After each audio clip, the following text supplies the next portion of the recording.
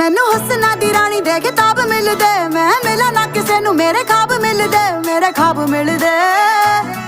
ਵੇ ਮੈਂ ਕੇਤਕੀ ਦੇ ਫੁੱਲਾਂ ਦੀ ਸੁਗੰਧ ਲੱਗਦੀ, ਕੁੜੀ ਜਦੋਂ ਬੋਲਦੀ ਤਾਂ ਖੰਡ ਲੱਗਦੀ, ਖੰਡ ਲੱਗਦੀ।